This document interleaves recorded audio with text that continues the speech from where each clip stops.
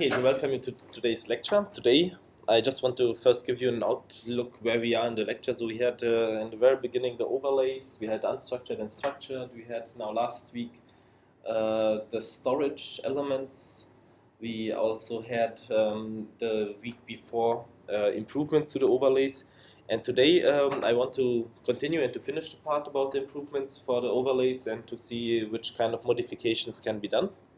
And then we will talk a little bit about net traversal, which is quite relevant for our project also, because it enables two nodes to communicate with each other, although they are behind a net. Then we have a look at BitTorrent and video streaming. They are also both very relevant. BitTorrent is very popular still nowadays, has very much potential, and video streaming is also an upcoming trend in peer-to-peer environment. Next week, we will see security issues and solutions in peer-to-peer networks and also talk about monitoring. Some parts of the security solutions have been implemented already in the framework, and the monitoring is implemented in the framework to capture the status of the network. And in 2 weeks, we will start with the real, so we had now a lot of background and we will start, but in 2 weeks I'm not here. So we will have an online recording, so that also for later on I will try to put in this recording everything that's related into about the peer-to-peer framework for social networks. So all the technical details will be present. So I will describe how the overlay works, what modifications have been done for which reasons, how the framework, what kind of elements it has, what the plugins provide, what they can do, and what the characteristics of the GUI are. And this recording, I'm not sure whether we'll manage to have it in one lecture. It will be, so the goal is to have really a good overview on what everything is inside the peer-to-peer framework, so that you can anytime have a look at it. And now with the background that you have from the lectures, all elements, security, net traversal, and storage and everything, and the overlays and the improvements you will find in this description again. Okay, also at that date, don't forget there's the deadline for the papers, and I think in 2 days on Sunday evening there's the bidding deadline. So in EasyChair, if you haven't done yet, just log in, click, select on the tabs in the top which a review field, no, a PC, so program committee, and then you can select which papers you would like to review and what you are interested in. Also don't forget to do that. Okay, so today we will continue with the improvements. Just so these improvements define some modifications that have some nice benefits, provide some nice benefits. And we were almost finished the last time when we had this topic with all kind of modifications. Only a few were left out, and the one that's left out is the overload of zones. Here you see an overlay that's CAN.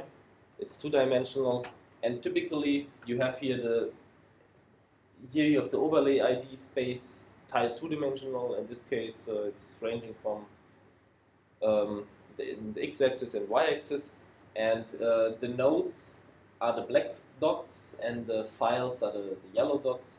And typically in normal CAN, each zone is only maintained by one node. In a modified version, we can also overload the zones, and the responsibility areas are managed by several nodes.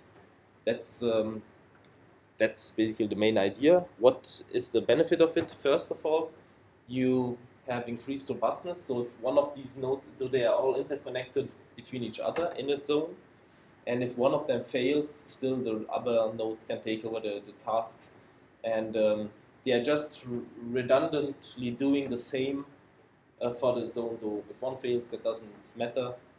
They just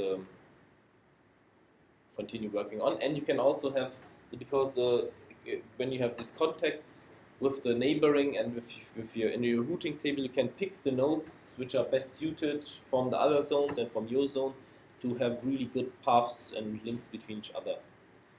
To have it mapped to chord, to the example. So we could also think of not having, so this little picture just shows So we could take the normal chord ring or normal pastry ring, and every node in pastry or in chord could be a virtual node. So the virtual nodes are these big bubbles. So they look like from the outside like one normal node, but inside there are several nodes who share the task, and you can decide which node should perform which other tasks.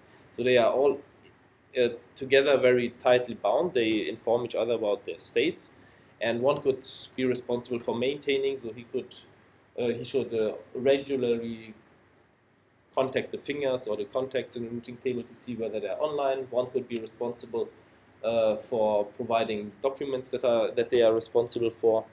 And in the case that one of them fails, the others should be able to take over seamlessly. And it can also grow, so it's not bound like in the UPB network, but you can have, if the zone gets too big, if the virtual node gets too big, so there are too many real nodes in one virtual node, one could split it like a bacteria or so, and then you have different. Then the network itself grows slowly and shrinks slowly, so we have fewer changes in the overlay. You better cope with churn, so when a node goes offline, his backup peers can take over, so it's not a big problem. We can optimize the links, so to our neighbors, we can choose the nodes in the different virtual nodes which have very good connection to each other, so that the links are also optimized. The drawback is the nodes in between, they have really to communicate a lot to be up to date about every information, so that they can take over every time. But one could think of really having such a structure also in our PG. That could be, for example, one approach how weak nodes can be incorporated.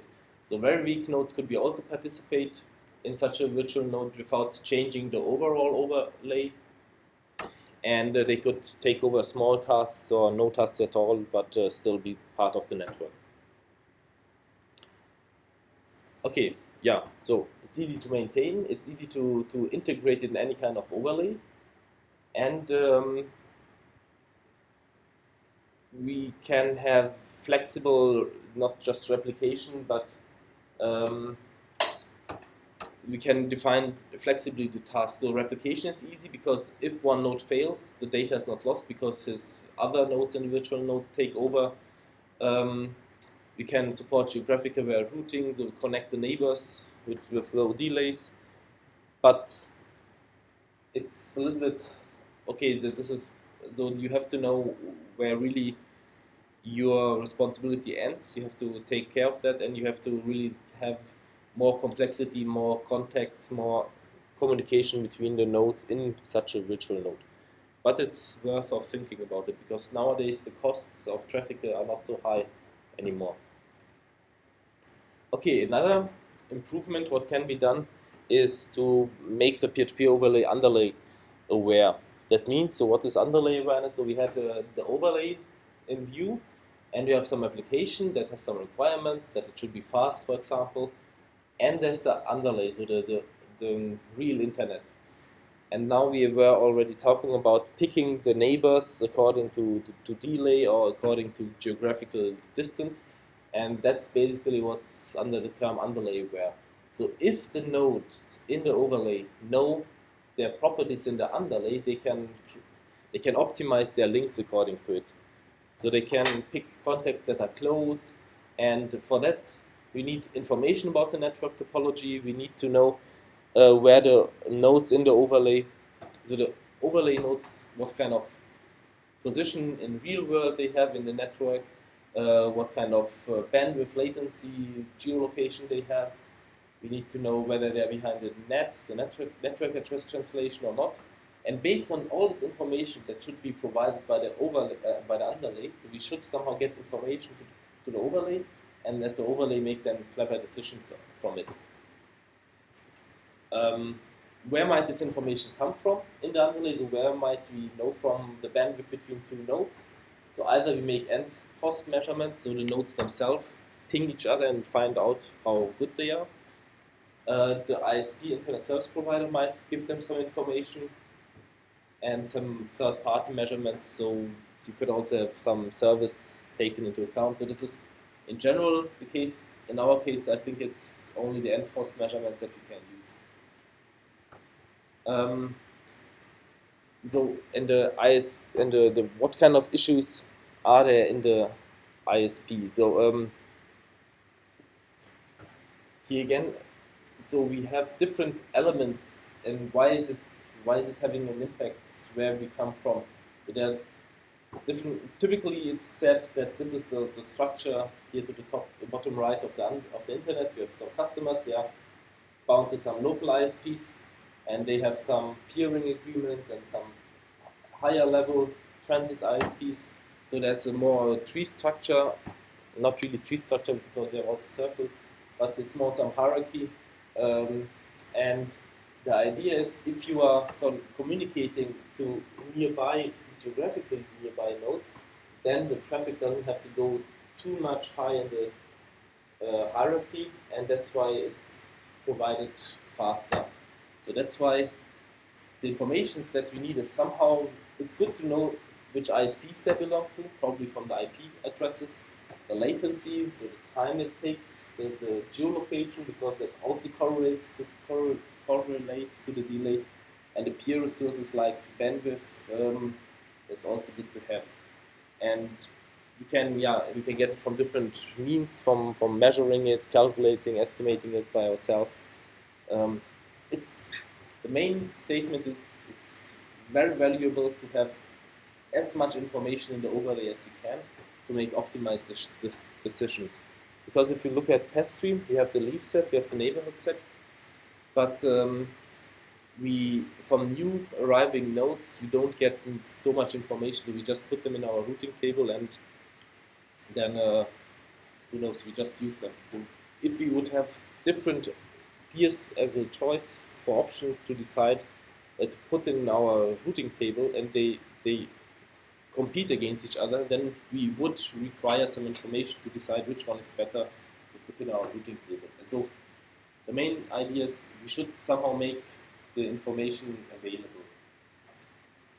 Okay, so in literature there are different goals how this information can be used. So what should be the optimization goal in making the overlay better? So either we make it ISP location aware, so ISPs, so we try to optimize the contacts so that we keep the traffic in the internet service provider. So if we are connected at Vodafone, then we should try to keep the traffic also in Vodafone and not to contact other networks.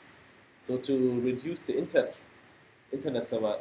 service provider costs, to make them pay less. Latency awareness, we can try to optimize the contacts for delay so that the information is transmitted as quickly as possible. You could go for the geolocation so that you can also have the physical location of the nodes as main indicator, so that you can also provide some location-based services. And we can also go for peer resources to connect to the nodes which have the best bandwidth, although they are thousands of kilometers away, or that are most powerful because they do not go on offline. So that we can also go for. So having this information allows us to optimize the context for different aspects. Which aspect is most valuable? That's probably application dependent. Okay, yeah, that was the statement for the ISP location awareness. So we have the hierarchy for the ISPs, and if we would optimize for these are different ISPs here described, and the problem the ISPs have is they have to pay for these contacts that are going out to the other networks. And if we would optimize for the ISPs, then we could keep the traffic local and only have few contacts to the outside and to less traffic, and the results are quicker delivered here inside, and both the ISPs should benefit to save costs, and we should have lower delays.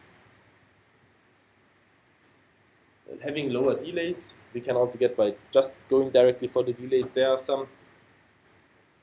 How do we find out if we get some information about the node, what kind of delay we have? So if you get 10 possible contacts, and you should decide to which of them will your messages arrive most quickly. How do you find it out?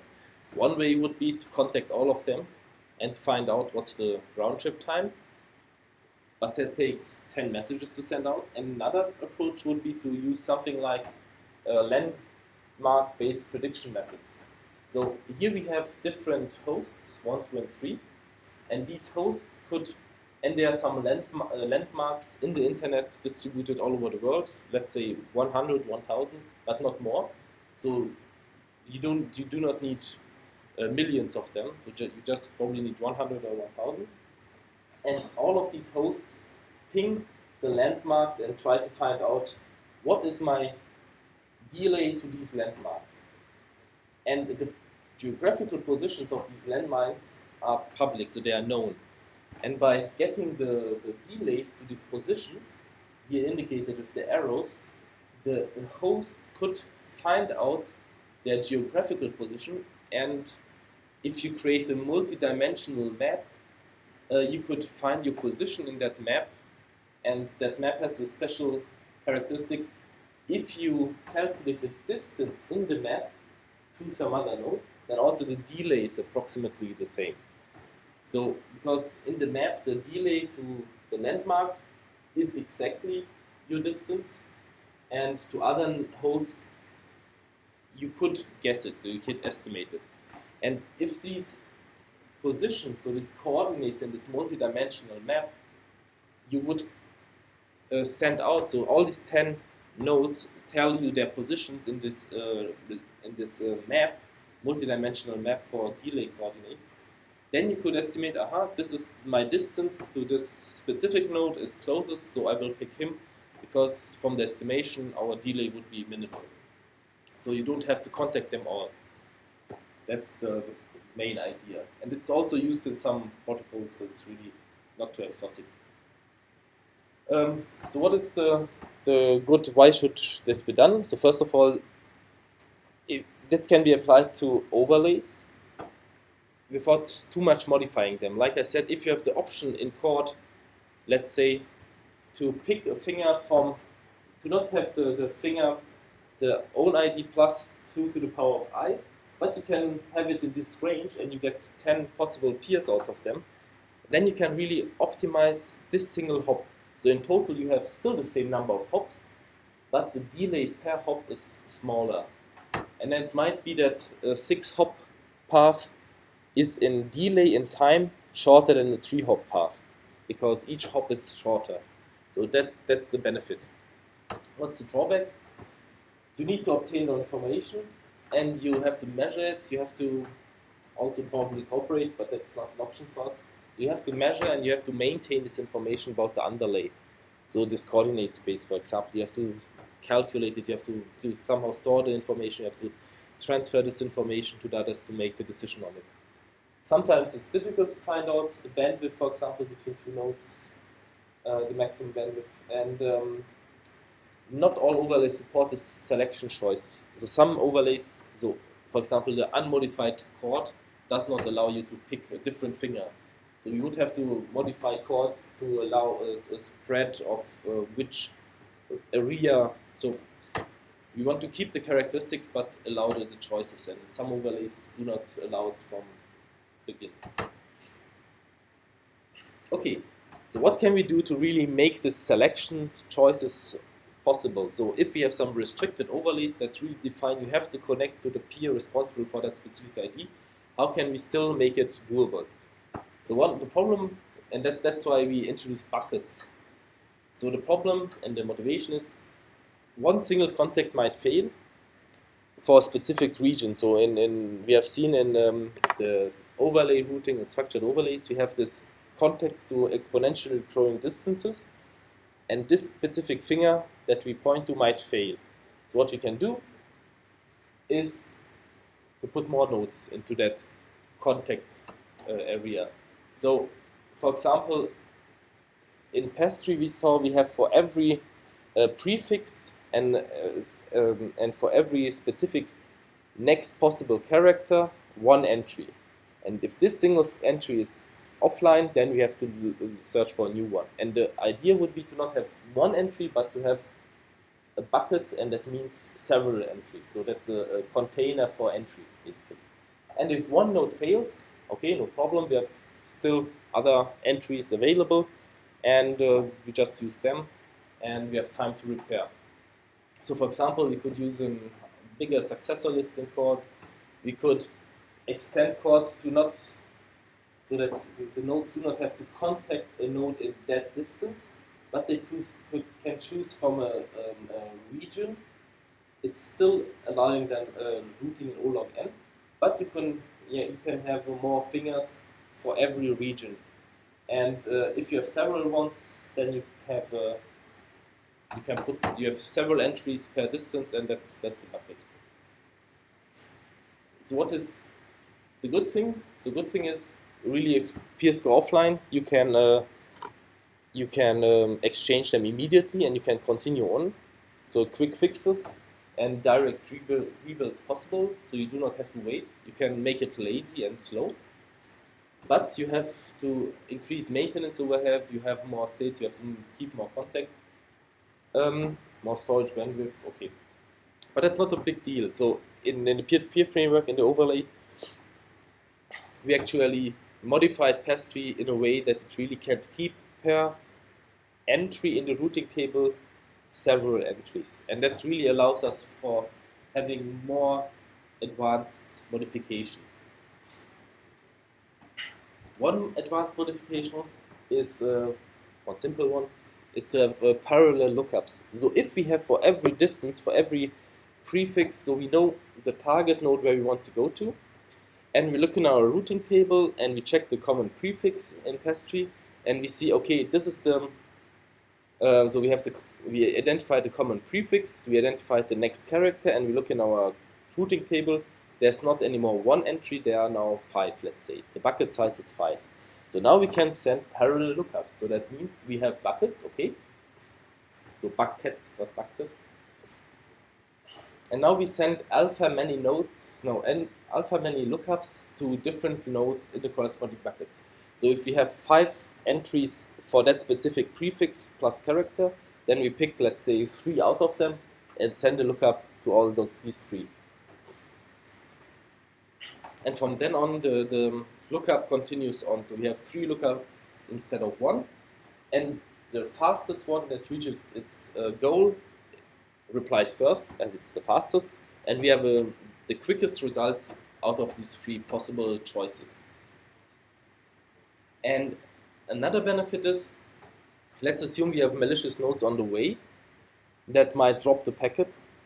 Then we still have the parallel lookups allow us to have a higher probability to have a route without malicious nodes that reaches the goal.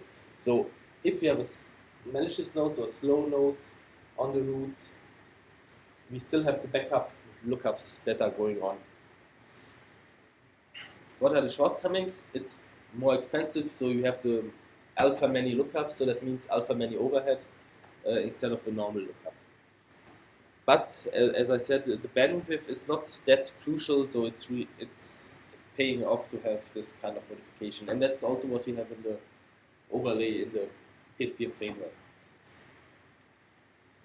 Another modification, what can be done is to have different types of routing. So normal chord and normal pastry and all these normal overlays, they do recursive routing. So that means here's the querying node. We are looking for object ID 2800. Yes. So we are the lookup message is sent out, and the first node to be contacted is it wouldn't be that one if we use fingers, but just to have it shown as an example. So it goes on and on and on, and every node that is contacted and is not responsible forwards the message on. And so we reach the responsible node and he answers us back. That's recursive routing. Iterative routing on the other side is we contact the first node, and the first node tells us what would be his next hop. And the next hop would be in this case 1622. So we use that information that he gave us and we contact that node. Then he gives us his information, which node he would contact, and then we contact that node. So it always goes on and on until we reach the responsible node. And he gives us the total result. So in total, we are always informed. We are in control. The querying node is in control to control which contact is contacted next. So which node is contacted next. So the good thing is, first of all, we learn more about the network. We can use it in our own routing table. And intermediate nodes can be validated. So it might be that this node 1622 is a malicious node, and he would drop the message in this case. So here the message would stop and would not be forwarded anymore. In this case, we contact the node 1622, and there's no message coming back. So we check, okay, what's going on? Let's try it again. And if he still doesn't react, then we contact just another one. So the message and the lookup is not lost, it's just slowed down by the malicious node. And tracer routing is trying to combine the benefits of both. So the benefit of a recursive routing is that you have just one path length. Let's say in iterative routing you have double the size because it always goes back and forth. And in tracer routing you still have the one path, but every intermediate node tells his next hop, and then you can also check whether this next hop is really answering you. So you can really trace and observe where the route goes along, and if some node doesn't answer, although he should have, so you are informed that he should be the next one, and you do not receive any response or next hop information from him, then you can still continue from here on and choose another one than the malicious node. So the querying nodes can really check whether signaled and announced paths are used. So currently in the PG framework, we have both elements of recursive and iterative routing implemented in combination with the parallel. So what is typically, so the final routing that is used now in the PHP framework is iterative parallel routing. So we have 3 lookups sent out. They all answer with their 3 closest contacts that they would use if they would continue on. So you get in total, out of these 3 nodes that are contacted, 9 best nodes back. Out of these 9 nodes, you pick the best 3 again, and you send it out, and that's how you really come closer and closer. And you are really avoiding malicious nodes. So even if there are several malicious nodes, you get a lot of possible contacts you can choose from for the next hops. So that was done for security reasons. Okay, Bloom filters have been mentioned in the storage lecture. So I want just to shortly, I think it's 3 slides, what they're used for. They are also used in some part of the PG framework. I will later say where. So what they do is to help in an area unstructured networks, it's said here. So to hint where you might look for objects. So in the PG framework, it's used for searching for keyword, so to support keyword-based search. So what it does is it gives you data structure that you can use to test whether an element is a member of a set or not. So it can clearly say, no, it's not part of the set, or maybe might be in the set, but it might also be wrong. So it's either no or maybe. And we use it for the search, keyword-based search, so where you can announce what you have, and if you want to look for different kind of elements, then you can make us more quickly find it using Bloom filters, because then if the set is very big and it's split up into several parts, and you can ask every small part, might it be in your group, in your small set, and you only continue to look at the sets that give you a maybe. Okay, so how are Bloom filters computed? So first of all, you have an array, so the data structure is k bits, and now we have m different hash functions. So the total size of the Bloom filter is k, and we have total m hash functions, and typically the hash function, so m is smaller than k. And what do the hash functions do? That's the tricky part to learn. They do not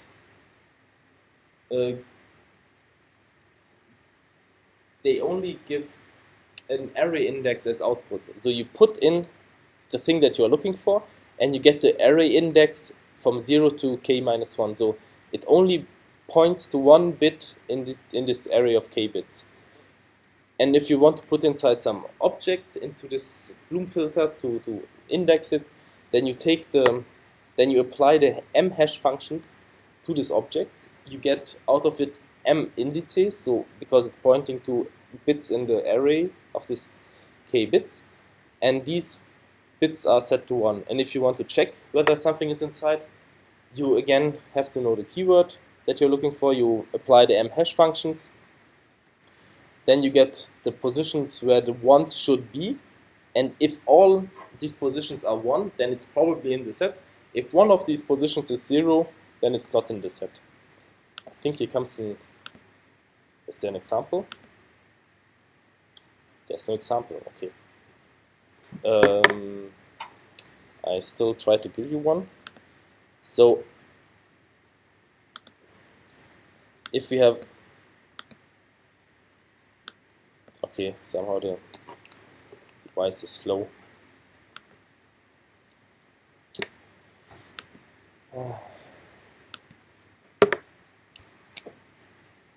Okay. Okay, then there will be no example.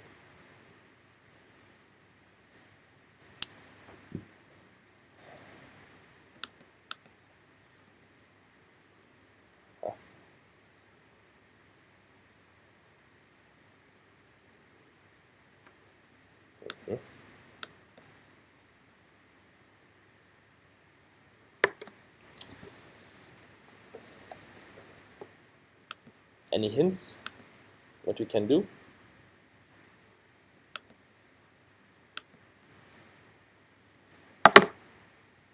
Okay. I should not touch the device. Now we have a pen. Now.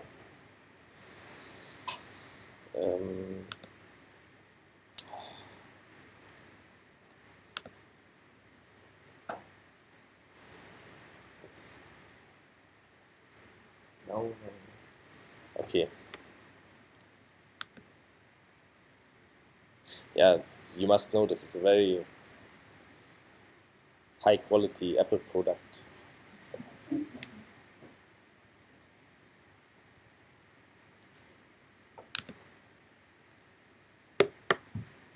Okay.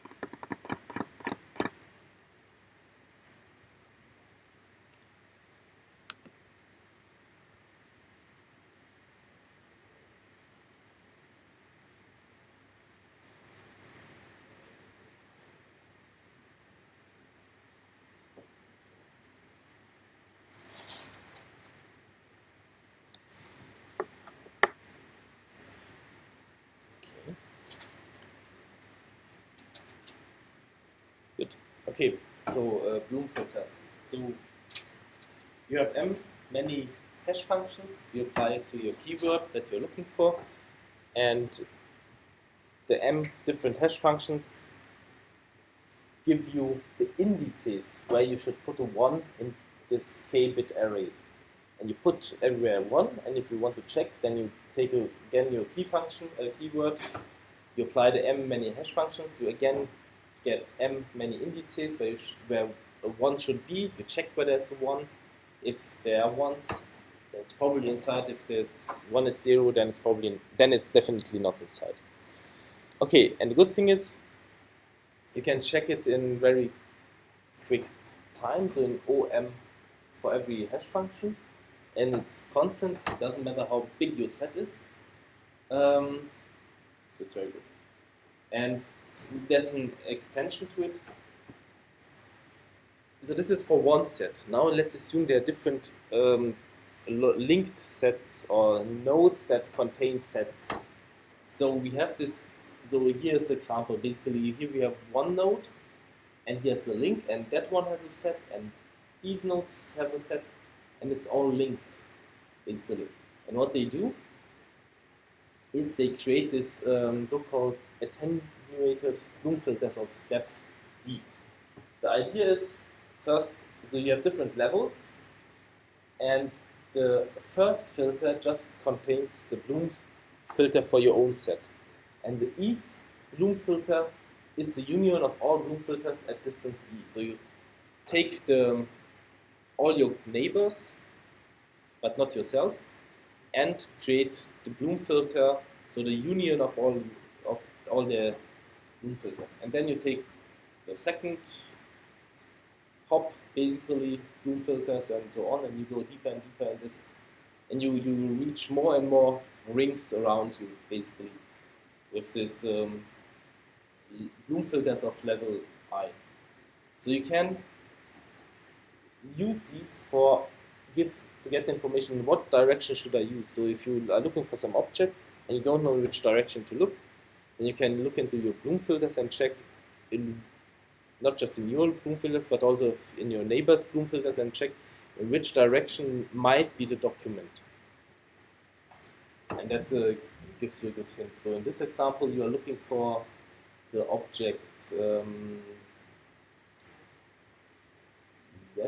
You are looking for the object X, and we have a look from this node.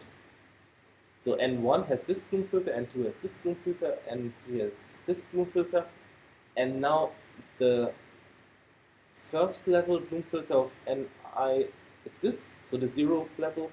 The first level is the Bloom filters of all hops in neighborhood 1, that's only this node, and this is the second level, so that's the union of the Bloom filters in the second hop neighborhood.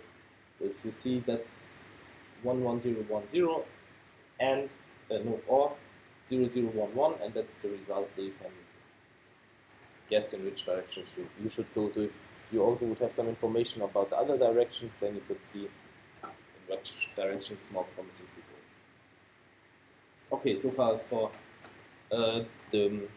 these modifications of the overlays. One topic that also needs to be discussed and talked about is net traversal, the network address translation.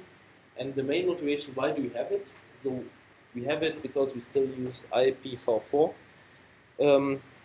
and there are not enough IP addresses for everyone. So what is happening?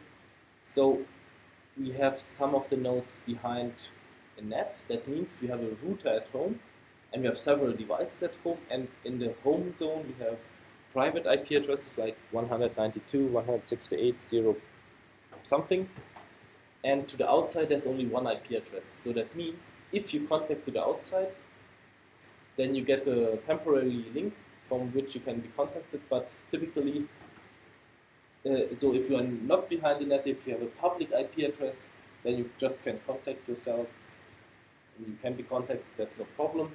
And if you're behind the network, then you can also contact other public nodes, and in this firewall a small hole is created for this specific port that you use. All results will be forwarded to you, although there might be different nodes in the background. But if somebody wants to contact you with the public IP, and there are different peers behind, different nodes behind, the router that you use, the router doesn't know which node should get the message and drops it, so you cannot be contacted. And that's problematic because 60 to 80% of the peers are really behind nets, and if you cannot use them, that's a big issue. Currently, in FreePass-tree, in the PG framework, there is some NAT traversal element, but it's not really used. So it's not really, and it's not really working, and it assumes that you have a server to support the NAT traversal. So that's the problem. And what solutions are out there? That's the question. So we have to deal with this issue, otherwise we really have not enough resources to operate. So what can, okay, here's the background. So why do we have NAT? Step one, so this is your local IP address, 192. This is your local port, and you want to contact the node E. And the public IP address is this one, let's say NAT. The destination node is still kept, but you get a new port, and this new port will be stored at the NAT gateway, so that the match can be done later on. So if the answer comes to this specific port, to this specific IP address, it reaches the NAT router, and the NAT router can look up, okay, which node in this, here might be different private nodes, which private node did use this port, so which was assigned to it, and it can make the translation, it has this local information, this matching, and can check, okay, everyone who answers to this port should be forwarded to this node and this port. So that's why it's used and why it's working. And if you wouldn't open a hole in, so this step, by sending out the message, you create the matching. If you wouldn't send out the message and somebody just sends you the IP, a message to this IP address and port, the NAT router doesn't know what to do with it. You might be tens or hundreds of other private PCs, don't know who it belongs to, so let's drop it. That's a problem. And so what kind of solutions are out there? So you can have port forwarding, so you can use your router to fix, to really define which ports should be directly mapped to your device, so that you really have to configure in your router, and then you can use it. There's universal plug and play, which automatically detects which internal node might be expecting the message and which I could contact. The application level layer gateways. There's connection reversal. That's typically one approach. So if somebody from the outside wants to contact you and cannot contact you directly, he might ask somebody to whom you are contacted to tell you to contact him. So you could somehow over some other way, some other mechanisms, try to send a message to this node so that he creates a connection to you. So to reverse the connection, to instead of you contact him, he should contact you. And in peer-to-peer networks, sometimes this works because we might find out to whom a specific node is contacted to, and that we might use as an intermediate node to send him a message, hey, contact me.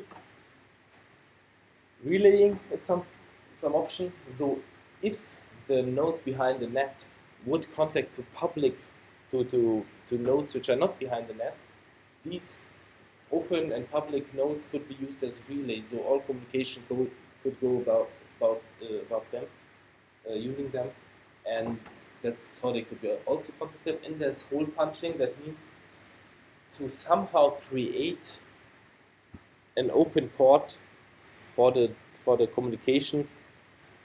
We will see an example how it can be done. It's easier for UDP, which just sends messages, than for TCP, which establishes connections first. Okay, so this is what is number one. Yeah, that's a general case where we have a problem. Relay.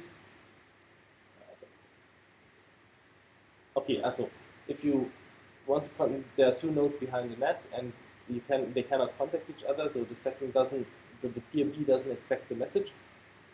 He could send via the relay, and it's expected that they have an open connection to the peer B, and ask him to contact him before.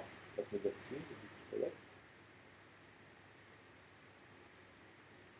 Or is it for hole punching? So I think it's more for hole punching, these figures. You just see. Yeah. So this should be for hole punching. So one moment. It doesn't matter. Both aspects will come. So relay. So this is the aspect about relaying. So both nodes are behind nets. So this is the private IPs, and these are the public IPs. And they know both a server which is public and can be used, and so they can send all their communication about the server. And this is also what solution is already implemented in FreePastry. But it's not so good, as you see, because the communication really goes about this over the server, so it's not a good solution. But it works. Now, hole punching. The idea is they are both behind the net, and with the help of a server, they want to create a communication between each other. So if they wouldn't have any help from outside, they cannot do anything quite, because both queries in both directions would be blocked. So in the first step, so it doesn't have even to be a server, it could be also a public node which is not behind the net. So that would be the main idea. So we first contact the server and request a connection endpoint for client B. Here again, we assume that they are connected. Somehow they managed to be connected to the server. So, and the server tells them to A, both the private and public endpoint of B. And also the server sends the public and private, so both addresses to the client B. Now both nodes have now the information about their contact information, both public and private.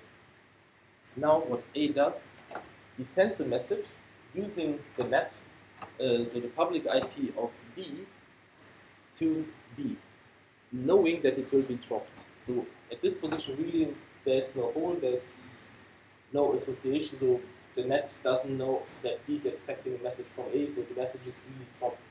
But the good thing is that on the side of A, the net now assumes there will come an answer. So because we sent out a message, so an answer should come. So here's now a hole.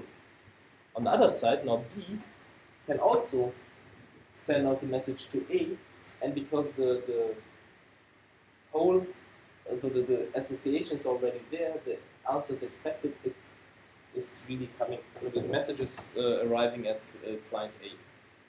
So, and then they can communicate with each other. So the clever idea here is, although you know that your first message will be dropped, you still open the connection, because from another path over the relay node, you contacted the node, okay, listen, in a few seconds I will open the connection, then you should be able to contact me, and the node B does contact node A, and then they can communicate. And now for the peer-to-peer approach, the question would be, how do we find these open peers? And this should be not servers, but really peers. How do we manage information that which peers are open and available, and how do you really contact the same node, but it's doable in peer-to-peer fashion. Okay, in TCP it's a little bit more problematic, but because it requires different, I don't know what, okay. Because TCP is connection oriented, so it has really to first set up, establish a connection before it can be used, and there's specific options have to be considered, specific header fields should be set.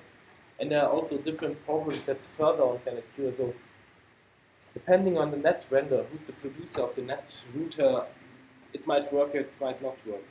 There are different types of net with a symmetric cone, depending on whether you really have to, whether it's okay that the answer comes just from the same IP, so and then you make the match, or whether also the port has to be matched, or whether also your own port that you send from has to be matched. So how restrictive the association is. That might also come in. There are different problems with the open or half open connections in TCP, but that's also something that's very interesting to look at, probably in our PG to how this can be really solved in a good manner.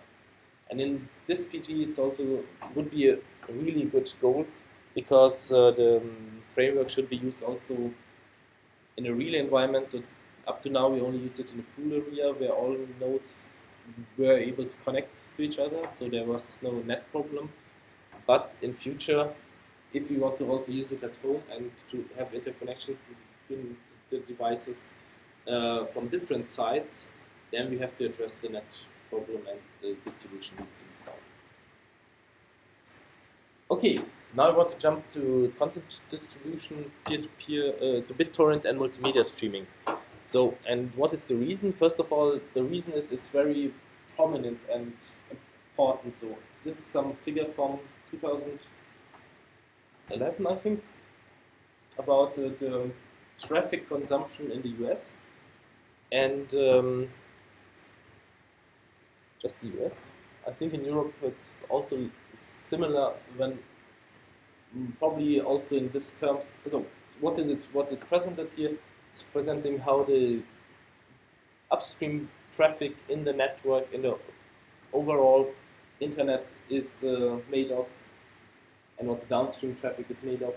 And BitTorrent has more than 50% of all upstream traffic, and in downstream here it's on the 4th place. In Europe it's even more, because you don't have Netflix. Netflix is something like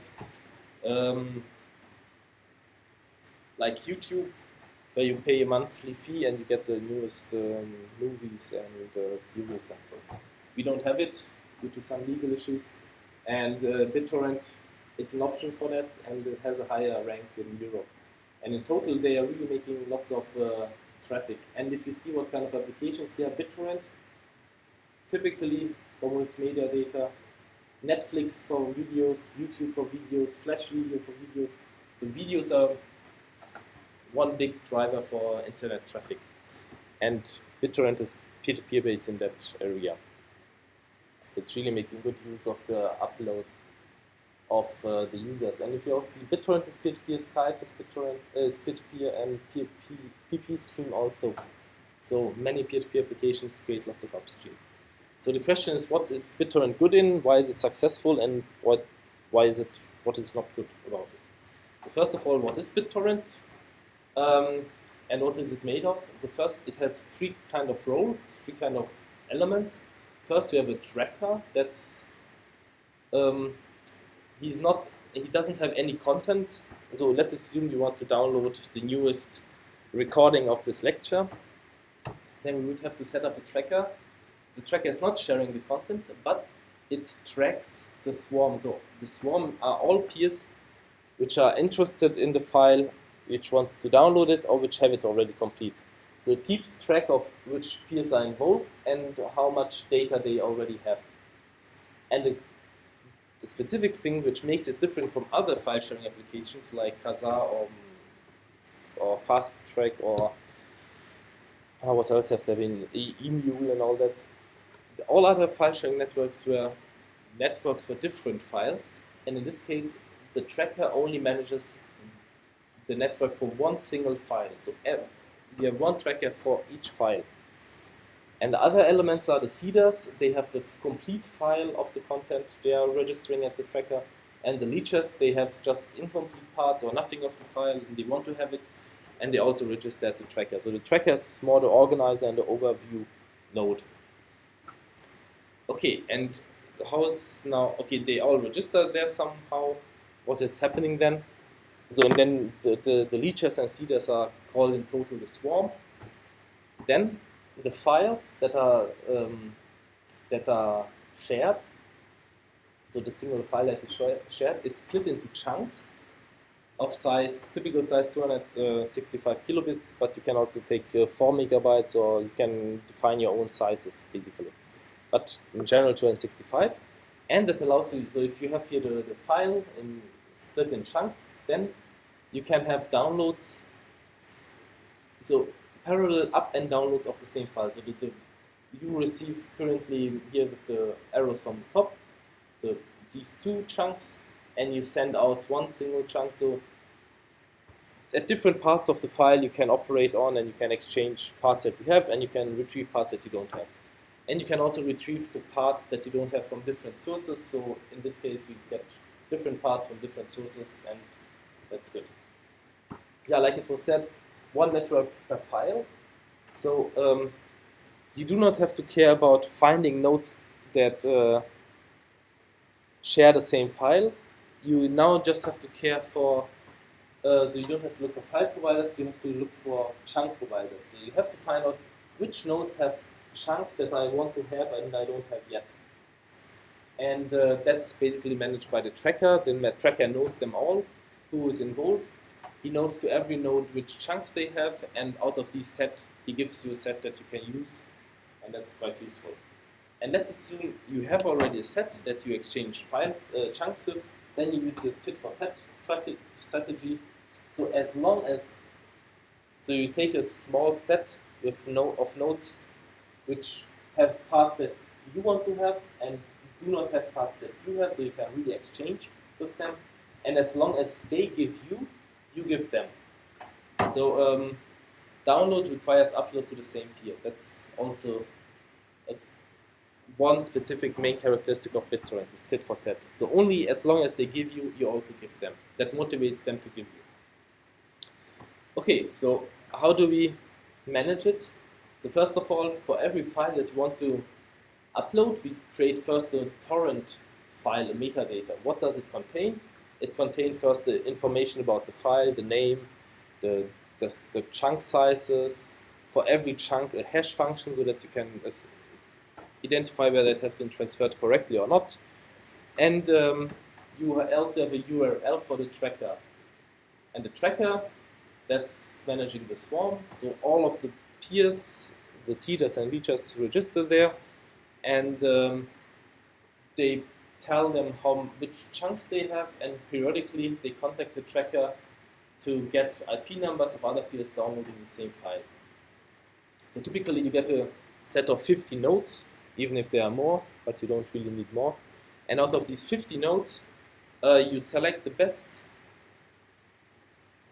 peers, as you try to find the best peers with which you can exchange the data best with. And how does it look like? Yeah, that's how it looks like, how you signal which chunks you have. So basically it's a bit string, because in the torrent metadata file it's written how many chunks they are, and you can give for every chunk either 0 or 1 whether you have it.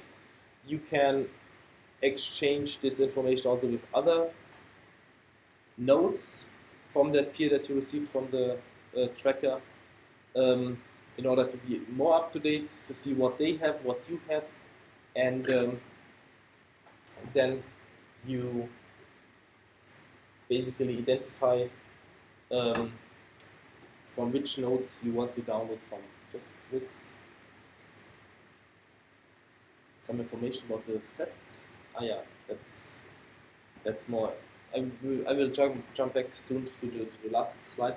So basically you get 50 nodes from the tracker. Out of these you select exactly 4. In the beginning you don't know how good they are. So first you cannot choose them due to the upload speed, but you exchange with them your data, and then you find out after exchanging a few chunks how good they are. Which chunks do you select from them? So out of these 50 nodes that you received, you pick the rarest chunk. So chunk selection is according to rarest first policy. And now you have these 4 nodes, and you exchange with them different kind of chunks, and you every 30 seconds you identify which is the slowest out of these 4, and then you throw it out of your list of 4. 4 nodes, and you optimistically unchoke a new one. That means so optimistic unchoking, that means every 30 seconds you throw out the slowest one, and you randomly pick a new peer from the 50 that you received and try it with that. And then again, 30 seconds later, you evaluate which one was the slowest, and you throw that out and get a new one. And with time, at least the 3 fastest ones in your set will be available, and that guarantees that, at least that motivates that you really have a quick exchange, because out of the 50, over time, that should be the fastest that can possibly serve you. So, and that they all really give is motivated by this tit for tat. So as long as you give them, they give you.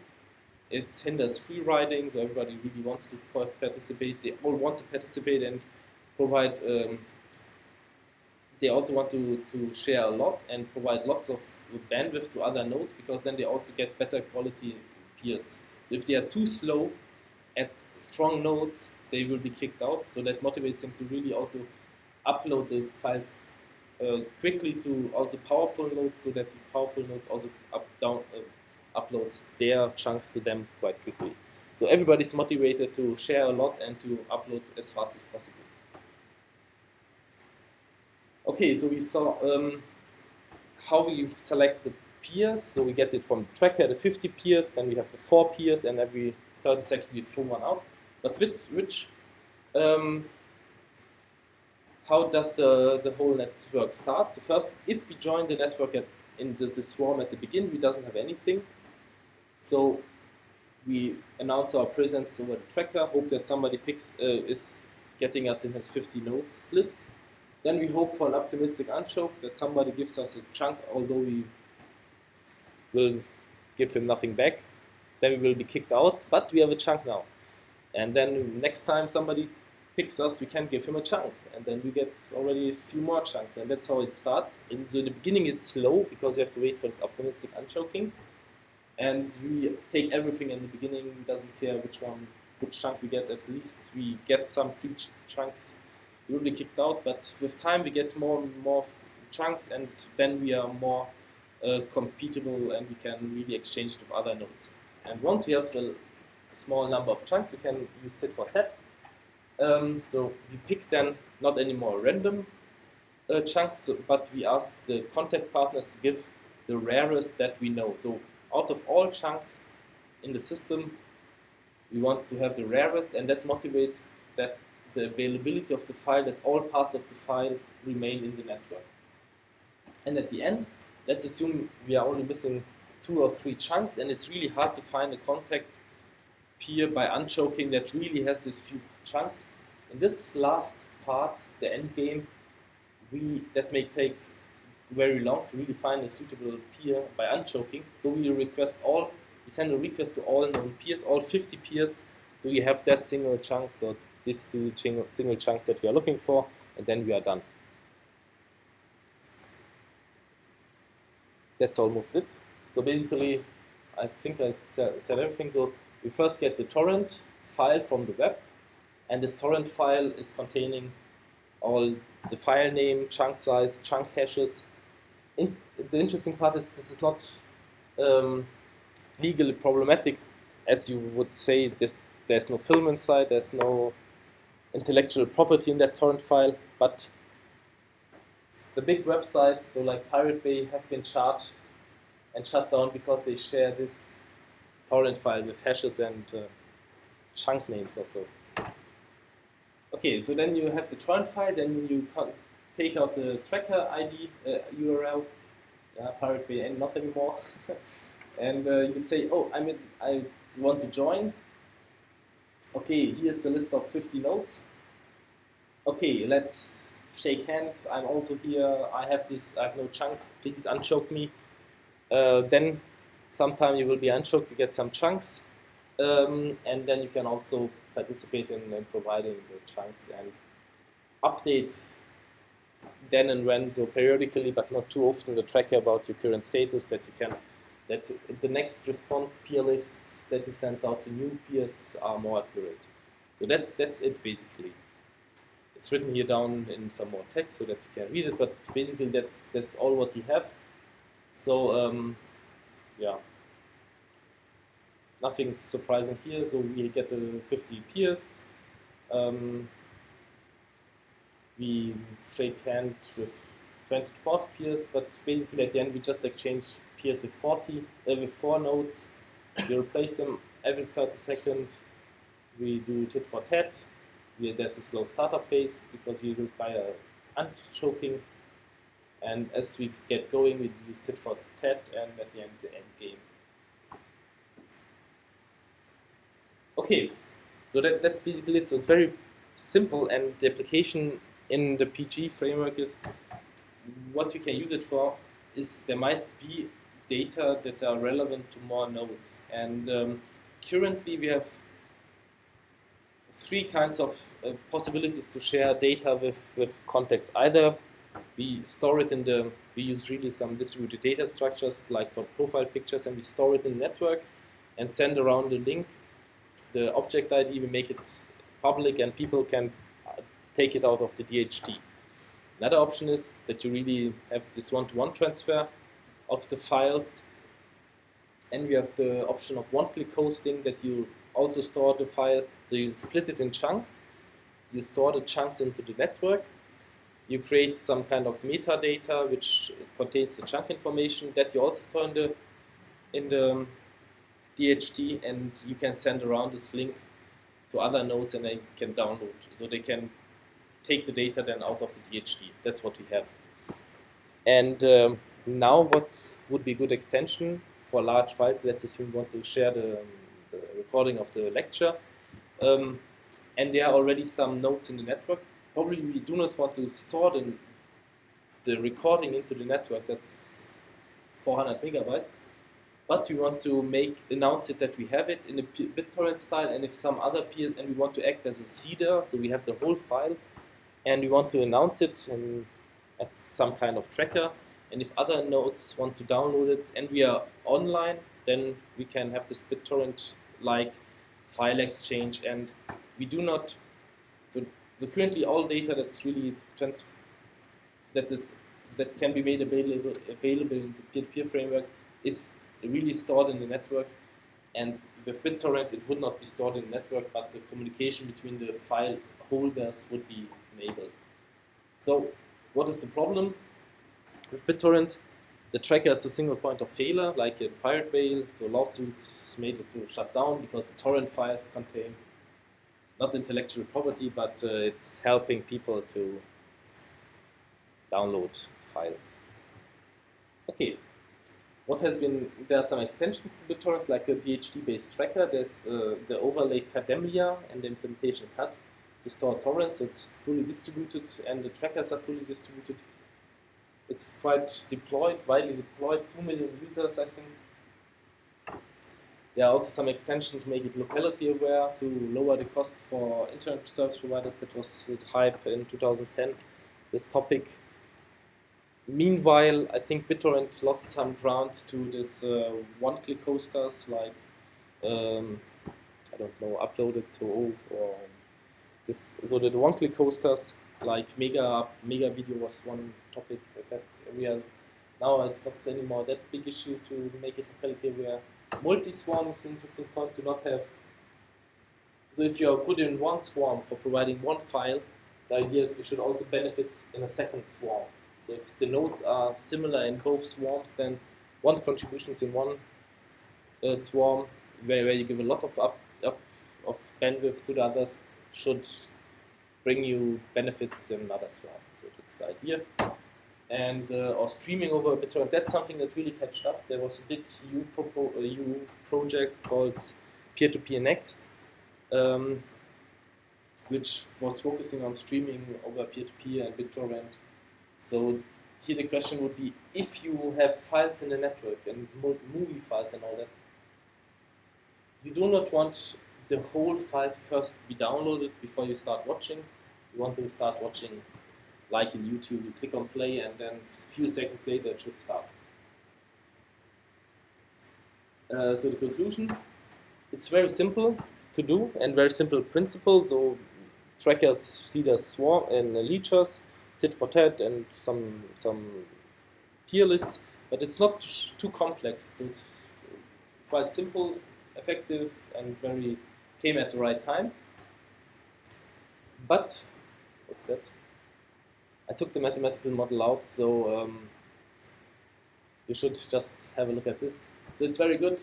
Many people use it, and that's why it's also probably good for us.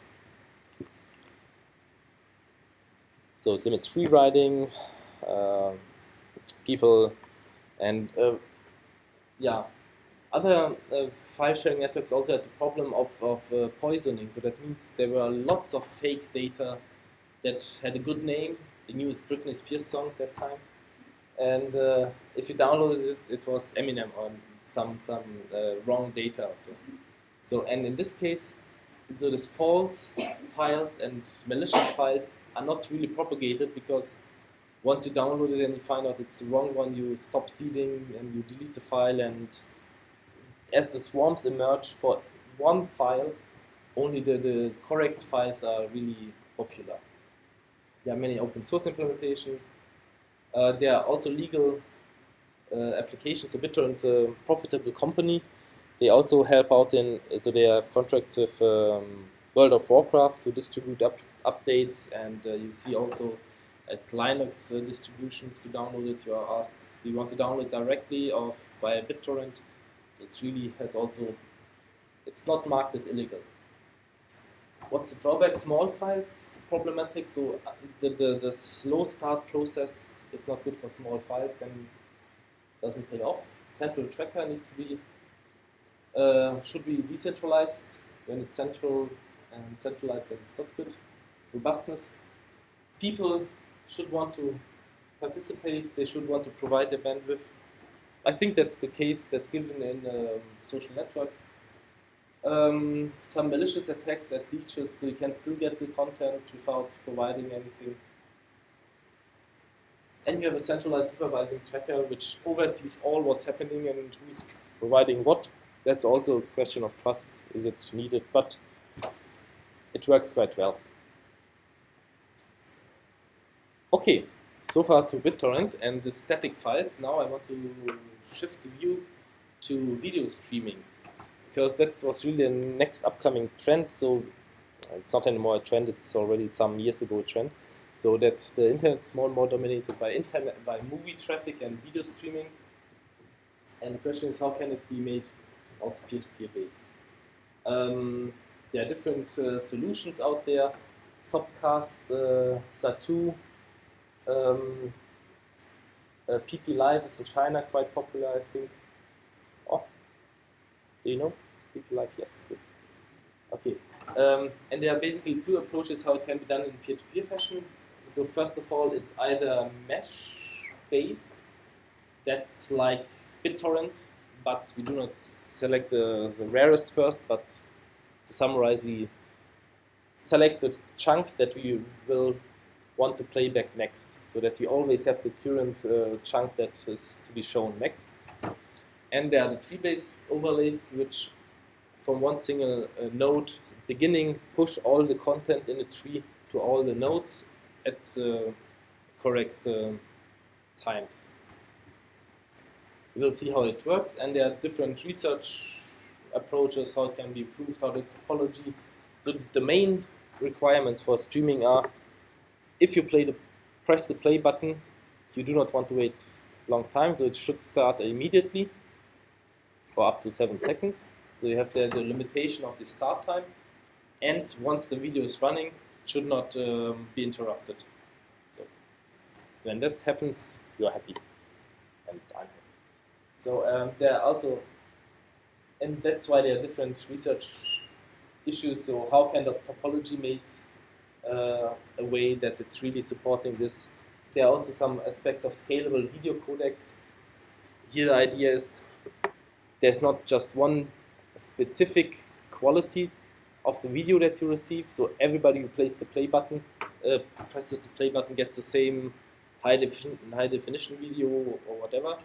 But depending on your bandwidth that you have available, to get lower quality if you have lower bandwidth, but you still get the video, or higher bandwidth, higher quality if you have more bandwidth. So how can the video streaming support it in a way that you get the quality matching to your bandwidth without interrupting? So yeah. So that really everybody gets a video, it starts quickly, but just the quality differs based on their bandwidth. Otherwise it would be binary. Otherwise the problem would be, if you have the capacity to watch it, you can watch it. If you don't have it, you cannot. So that would be bad. Okay, yeah, there's some history. So I think 2006 the BBC iPlayer was used for BBC video programs.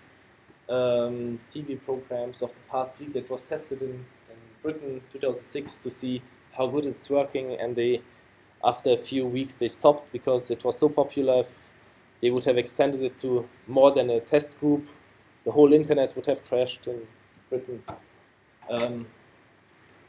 Now with PP, so there are more advanced solutions now also with PP Live in China. I think it's very popular to really. I didn't had a look into it. I didn't understand what they talk about, but they have quite a lot of channels, I think, and millions of users are using it. So the idea is you don't download, but you stream it at the time, at the play time that is relevant for you.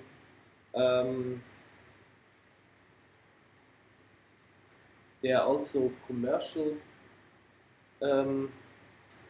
solutions since several years at the Eurovision Song Contest. That's next Saturday this year, so don't miss out. It's interesting to see. There are millions of users. They had already 2006 a peer-to-peer-based solution from a company named OptoShape. They calculated traffic savings of 79%. That's what they wanted to reach, but they reached probably 50 or 80%. That's still good. So we will see how that. There's some solutions. I think it's still available. Okay, so how can it be done? So the one simple approach is to have tree-based solution where we have one initial content provider, here termed as a server, and then you try to establish a tree connection based on a way that the strong peers are at the top. So the more down you go, the less bandwidth the peers have, and that you push the traffic down, and you probably try to match to have as many child nodes as your bandwidth can take, so that you really have not too deep tree, but all as fast as possible reached. So the content is pushed through the network. It's quite efficient, has a logarithmic depth. You can really pick the peers based on their power and then the bandwidth to put them on good positions. The delay is low, but resilience to churn is not really good. So if one peer goes offline, yes. So in this case, that peer went offline. The nodes are now out of the network, and they have to be repaired, and that's quite complex and tricky. And what it also doesn't support very good is if they have different playback times. It's good when it's live and they all should see the same view. So like you're watching a Eurovision Song Contest and they all cannot fast forward, you cannot jump to the future. So they should all get the same view, then it's good. But it's not so good if you have a video on demand where people want to watch the movie at different positions. That's not so suitable. The second approach, this mesh-based video streaming, here the idea is to use basically BitTorrent, modify the chunk selection to not take a random chunk, not to take the rarest first, but to give chunks that are about to be played, so that are now in your timeline and should be presented, have a higher priority. And then you there's not somebody who pushes the content, but you pull the elements that you want to have. The good thing is, okay, it's more resilient to churn. If some node fails, okay, it's no problem. Like in BitTorrent, if one node fails, there are sufficient other ones. Upload requirements are flexible, so you can support different positions in the movie. but redundant chunks, at least at slower efficiency than tree-based topology, so you do not use the full capacity, the bandwidth. So it might be that you are a very powerful node and you are watching a part of the movie where you have very many chunks, which is less interesting to others, so they don't want to really retrieve it from you. Yeah, how does it work? So here we see 3 different peers. The right dot at the different peers is presenting where the current playback time is. So, and then you try to fill your video buffer with the chunks that are relevant. So the peer 1 has already quite a lot of chunks that he will play back soon. Peer 2 is missing 1 chunk, so there might become an interruption. And here you quickly have to fill that gap to not have some interruption. And with the peer set, you exchange your buffer map, so what you currently have, and then you deliver chunks based on the position where you currently are.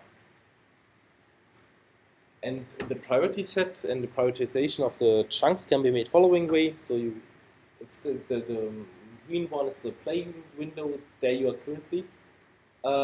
Then you try to, so you are currently at the very left. So then the highest priority are in the playing window, then medium priority is in the buffering window, and the lowest priority is further back in the movie. That's when you get some good chunk in that quite quickly, that's good, but otherwise you should focus for the other chunks.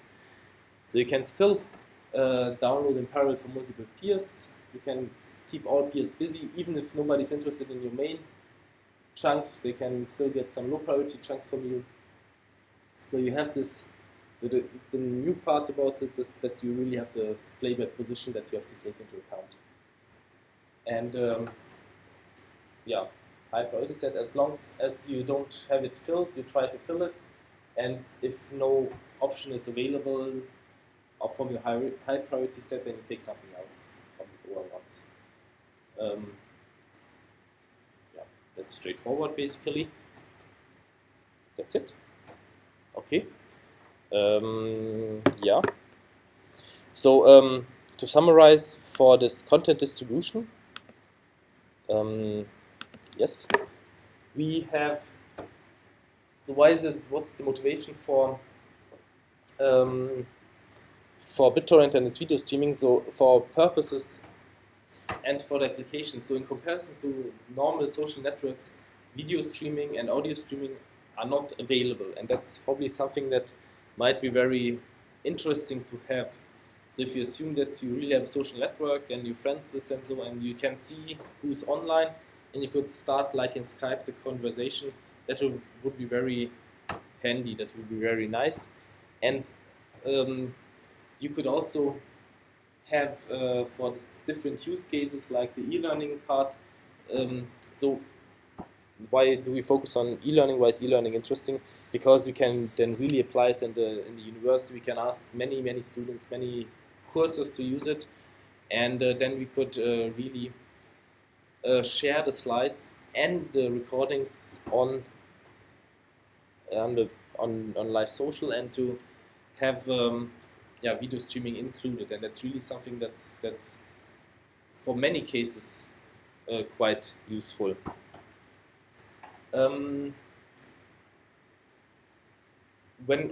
So far, do you have any questions for the improvements of the peer-to-peer overlays or content distribution? Otherwise, I would jump into the security aspects that were planned for next week, and just to motivate, if I can start it, the topics and already get some insight into that field. So a moment.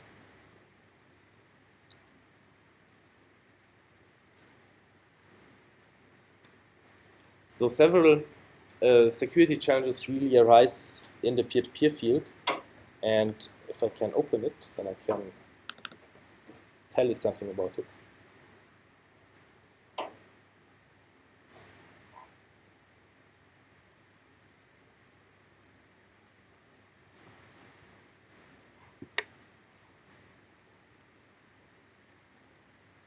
but it doesn't seem so. So I would say I cannot make it happen. So then I would say the lectures then finished for today, and we would meet next week to talk about the security aspects. And if you have any questions about your seminar paper, so just either contact me now or write me an email. Then we can talk about it. So that's okay. Let's hope for the best. Because do you know how to save in the QuickTime player the recording? You have to close it.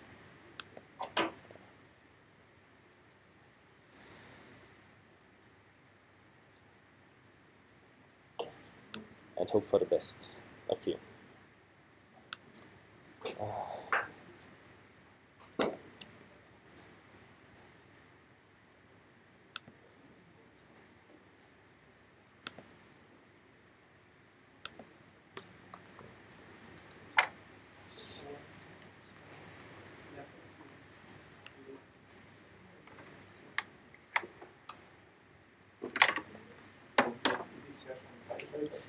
Yeah.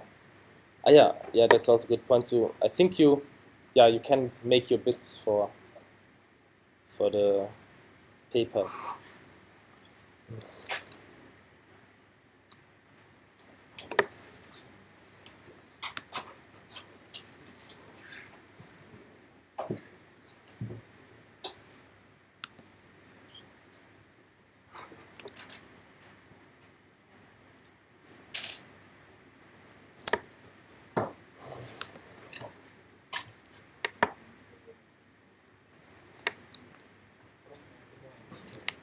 Good.